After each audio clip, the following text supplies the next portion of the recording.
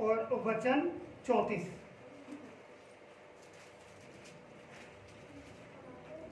तब यीशु ने कहा, हे पिता, इन्हें क्षमा कर, क्योंकि ये जानते नहीं कि क्या कर रहे हैं।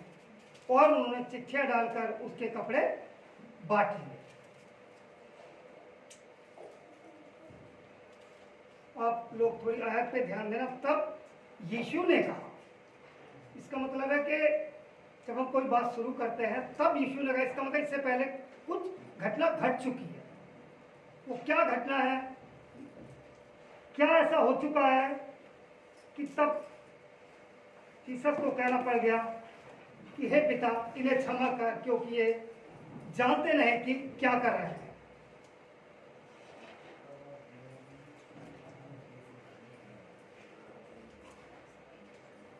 क्या हो चुका है ये आप सब लोग जानते हैं। उसे परमेश्वर को मुकदमा चलाया गया, झूठा मुकदमा उन पर दोषारोपण करा गया और उसके एवज में उन्हें कोड़े मारे गए। और कोड़े मारने से उनकी चमड़ी तक क्या है, पूरी छिल गई, घाव बन गए थे। उन्हें कांटों का ताज पहनाया गया।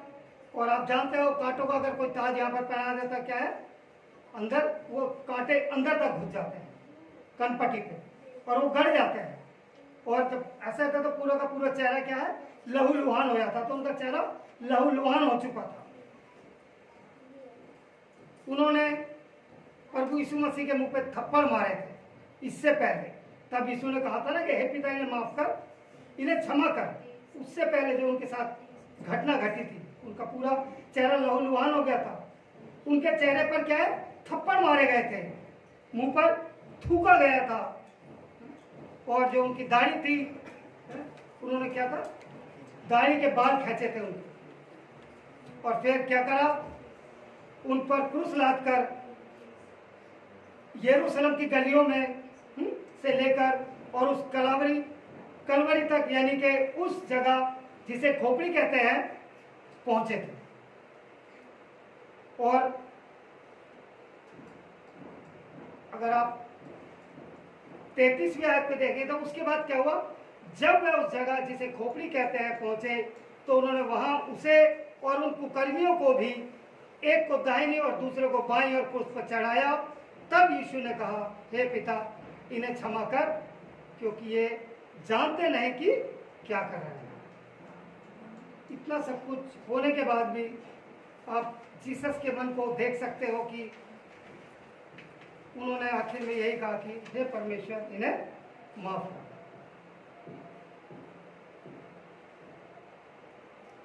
आज इस गुण को अपनाना हमारे लिए बहुत ही जरूरत है। आज के ज़माने में खासकर कदम कदम पर हम दुनिया से टकराते हैं, कदम कदम पर हमारे साथ अड़चने आती है और हम क्या है, बहुत चीज़ों को बर्दाश्त कर पाते हैं और झगड़ भी जाते हैं। लेकिन क्या है, आज उस गुण को हमें अपनाना जो जीसस ने आज से 2000 पहले हमें दिया है। वो संदेश दिया है कि हमें क्या है, जो हम पे जुल्म भी करते हैं या जो हम पे ताना भी करते हैं या जो भी हमें दुख देते हैं, हमें क्या, उन्हें माफ करना। जीसस कह रहे हैं कि वो नहीं जानते कि वो क्या कर रहे हैं। ऐसे असंख्य लोग पड़े हुए हैं, उन्हें आता पता ही नहीं कि हम कर क्या रहे हैं, लेकिन वो कर रहे हैं, दूसरों को दुख पहुंचा रहे हैं। वो विरोध, परमेश्वर के विरोध में पाप पे पाप, जुल्म पे जुल्म करते जा रहे हैं।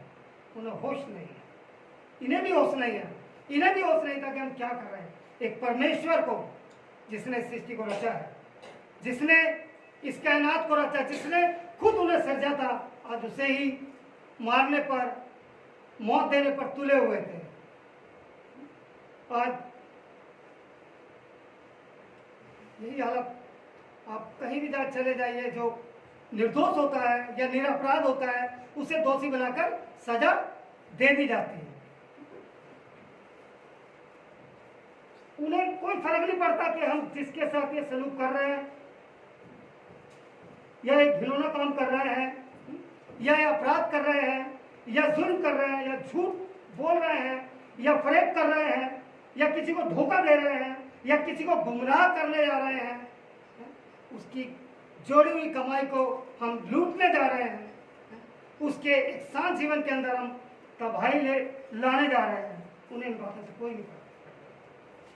बाद में उसके परिवार पर या उस पर किस कदर आफत टूट पड़ेगी वो नहीं जानते। मुसीबतों के पहाड़ में या मुसीबतों में वो किस कदर फंस जाएगा हम नहीं जानते हैं। जीवन भर की उसकी योजनाएं मिट्टी में मिल जाती है जब कोई हमें धोखा देता है, जब हमारे साथ कोई फरेब करता है, हमें अपने अपराधों में फंसा लेता है। मुझे अभी याद है, हमारे ऑफिस के अंदर एक कैंटीन वाला है, वो आनंद विहार से अपने घर जा रहा था, रात के टाइम हो गया था। आनंद विहार में उसे 4-5 लड़के आए, मारा, घुसा और बुरी तरह से उससे सब कुछ लूट लाट के उसे ऐसे छोड़ के चले गए। और क्या हुआ, उस लूट के पैसे को उन्होंने आपस में बांट ले। जैसे यहाँ पर क्या है, उन्होंने चिट्ठियां बांटी। इसी तरह से वो ना कुछ नहीं देखते हैं, सिर्फ उन्हें अपना मतलब हल होना चाहिए और अपना ही वो देखते हैं और कुछ नहीं देखते हैं।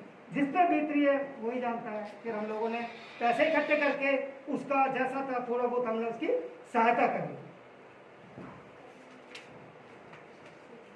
तो जिस शब्द हमें क्या है, इस वचन से हमें क्या सिखा रहे हैं कि हमें पिता से मांगना है कि पिता इन लोगों को माफ कर दे। नहीं जानते कि ये क्या कर रहे हैं। आप जानते हैं कि जो व्यक्ति जितना हमारे निकट होता है, यानी हमारे करीब होता है, उसको हमें उतना ही अधिक माफ करने की जरूरत है। ठीक है ना, उसे उतना ही कदर माफ करने की, क्षमा करने की हमें जरूरत है। एक पति पत्नी है, आप जानते हैं वो सबसे ज्यादा करीब रहते हैं, लेकिन नोक झोंक भी उनमें सबसे ज्यादा होती है, लड़ाई भी उनमें सबसे ज्यादा होती है, झगड़ा भी उनमें सबसे ज्यादा होता है। तो इस वचन के माध्यम से हमें सीखना है कि हमें क्या है, एक दूसरे को माफ करना। अगर आगे का सुकून भरा जीवन जीना है तो सबसे पहले पति पत्नी को आपस में एक दूसरे की छोटी छोटी बातों पर क्या है, माफ करना। हमारे घर में बच्चे होते हैं, बार बार एक बार समझा दो फिर गलती करते हैं, फिर समझा दो फिर गलती करते हैं। तो हमें इस बात को अपने मन में लेना है कि अब मैं इसे ठिकाने लगा, नहीं, उसे माफ करना है, उस बच्चे को माफ करना है। माफी जीसस हमें सिखा रहे हैं।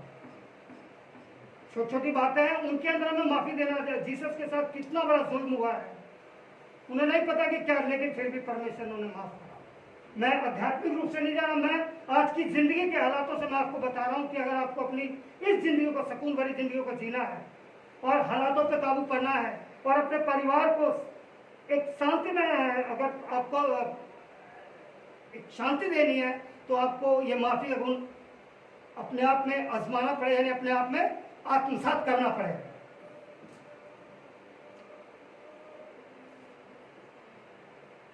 छोटी सी गलती होती है, हम क्या है, रंजिश पाल लेते हैं और उसे कलह का रूप ले लेते हैं, कई कई दिन तक नहीं बोलते हैं और फिर मन ही मन में उसके बारे में तरह तरह की योजनाएं बना लेते हैं कि मैं इसे इस तरह से बदला दूंगा, मैं इसे इस तरह से बदला दूंगा, और 100 बुराइयां और उसके साथ अपने जो उसने करे भी नहीं हो वो जोड़ लेते हैं।